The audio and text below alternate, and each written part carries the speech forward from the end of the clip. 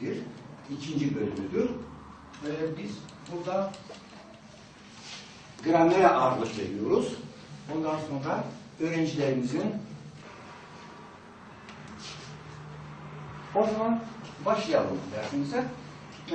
Tekil ve çoğul. İkincisi ise bu i takısının zuf verginiyor, zof vergi. Yani ben ücrede vazife uy demek bu yani o ki ismin hali Türkiye'de fakat çoğul şekilde olan. Zufiks tımake zu zöyle zufiks amenna a mesela uvaf ne vecinu besta. Manevi uyu. Zokam kırmızı parantez yani yegane planı var o yegane vecinu. Vazife huye değil esto i. Vazife kritik verk vineno. Mata vineno.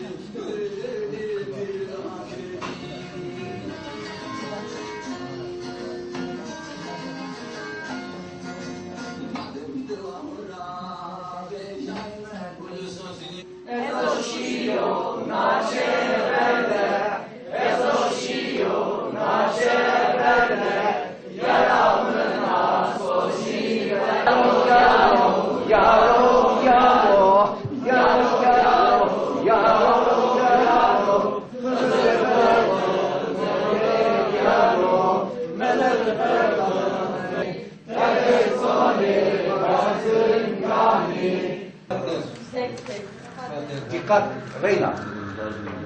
Reyna, bir daha dikkatli. Benim daha çok hani dilimiz olduğu için bu yüzden bu bölümü seçtim. Bir de bölüm yok olmak üzere, hani unutulmak üzere UNESCO tarafından da bölüm koruma altına alındığı için ben de bu bölüme hani biraz destek vermek amacıyla katkıda bulunmak istedim. Hani bölüme geleyim, daha fazla öğrenci olsun, dilimiz daha çok konuşulsun.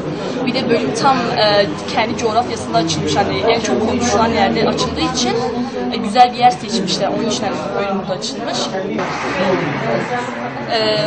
Eğitim görevlisi olarak üniversitede kalabiliyormuşuz. Ya da seçmeli ders olarak okullarda konulursa orada da devam edebilirmişiz. Ben de Zazaca'yı hani küçüklüğümden beri hep öğrenmek istiyordum. Hani bu yüzden istedim ama peki hani kendi dilimizi bir konuşmak ayıp gibi geliyordu hani. Bir okula falan gittiğimizde kendi dilimizi konuşamıyorduk. Yani Türkçe konuşuyorduk. Hani Kürtçe konuşmak bize ayıp gibi geliyordu. Kürtçe ve Zazaca. O yüzden pek öğrenemedim. Ama hani öğrenmeyi çok istedim. Her zaman anneme falan da söylüyordum. Onlar da konuşmaya unutmuşlar. Ama hani en azından biliyorlar. Bölüme gelerek bir bölümün avantajlı olacağını düşündüğümüz için ve unutulmaması, bölümün kaybolmaması için buradayız. Bu bölüme herkesin sahip çıkması lazım. Öncelikle bunu söyleyebilirim. Yani Buran halkının destek olması lazım. Çünkü bu gelecek açısından, yani bu dilin geleceği açısından bir fırsat. Çünkü biliyorsunuz Buran halkı bu dili konuşmuyor artık. Türkçe'ye dönmüş durumda şu an dili. Bizim yaş grubumuz, gençlerin çoğu bilmiyor. Bu gelecek açısından çok kaygı verici bir durum. UNESCO'nun raporlarında da bu mevcut. Bu dil yok olmak üzere, yani onların bizzat raporlarında var. Ama bu bölümün açılması bu talihsizliği sona erdirebilir düzey olduğunu düşünüyorum.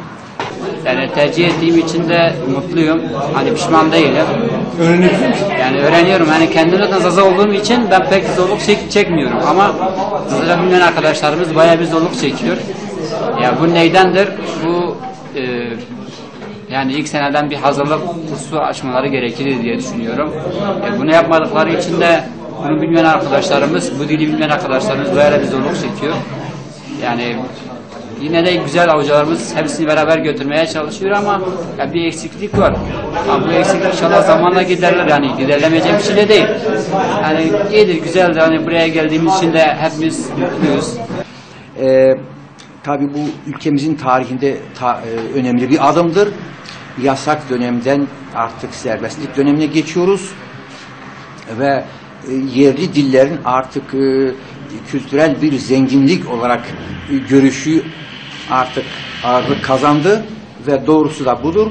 Tabii ülkemiz ve için halkımız için de çok hayırlı bir adımdır.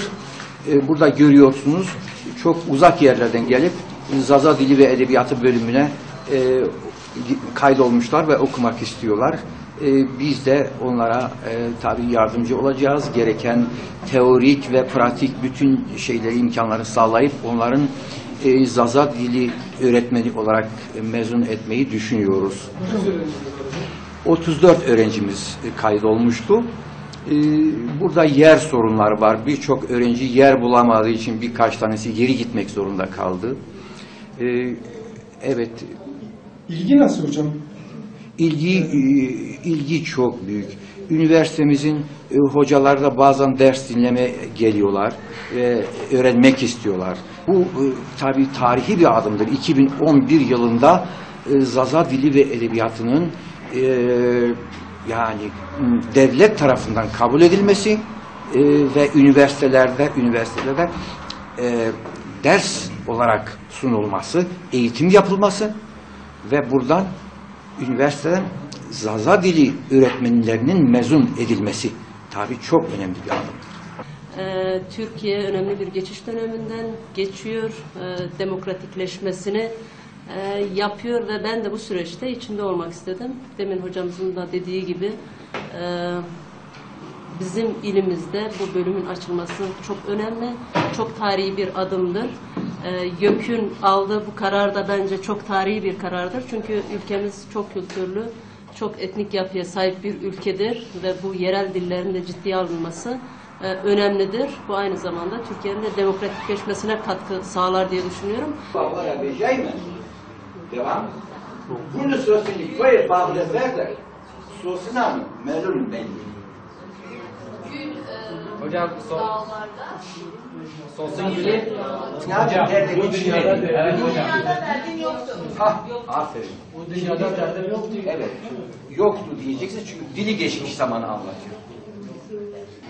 Yani vaktu ravirdu zinettedir. Dili geçmiş zaman. Evet.